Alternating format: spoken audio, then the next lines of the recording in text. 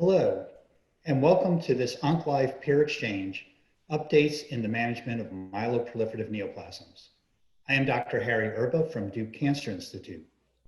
Joining me today in this virtual discussion are my colleagues, Dr. Krisstina Gowin from University of Arizona Cancer Center, Dr. Ruben Mesa from the University of Texas San Antonio Cancer Center, Dr. Jamil Shamo from Rush University Medical Center, and Dr. Serge Christosek from MD Anderson Cancer Center. Today, we are going to discuss a number of topics pertaining to the management of myeloproliferative neoplasms, including practical information for community oncologists.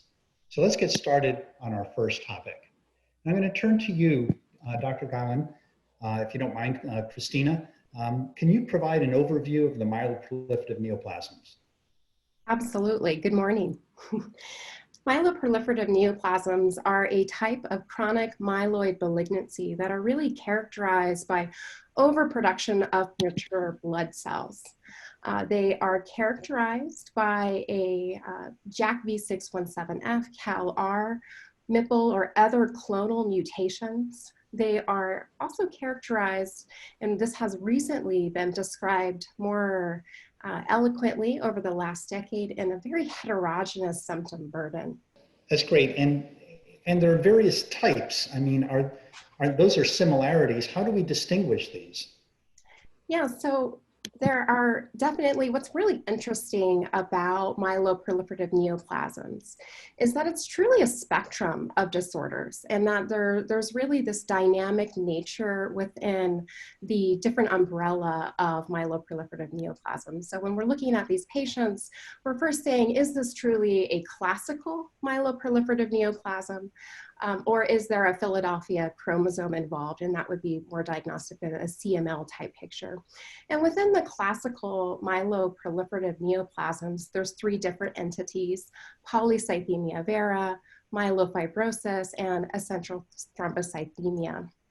Polycythemia vera is really classified based on this tri-lineage hematopoiesis, very symptomatic splenomegaly, and again, a very diffuse kind of heterogeneous symptom burden.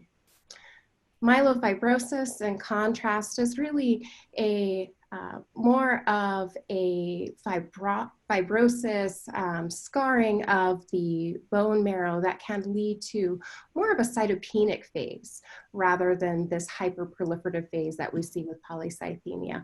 But interestingly, you can get this cytoproliferation, kind of this high burden of both white blood cells and platelets within myelofibrosis as well. They tend to be more symptomatic and have a worse associated prognosis. And then finally, essential thrombocythemia. Essential thrombocythemia is really characterized by increased thrombocytosis, as well as a very significant symptom burden associated.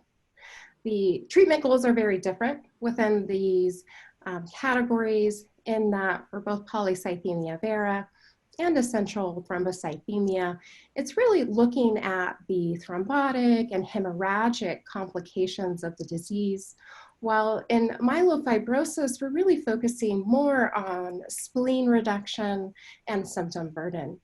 Thank you for that. I think what constantly amazes me about these diseases that are classified together as myeloproliferative neoplasms is that, clinically they seem to have different manifestations, but they all may share the same mutations. And why a certain mutation would lead to one clinical phenotype as opposed to another continues to confound me. I'm not sure if there's been any insight into how that happens or why it happens.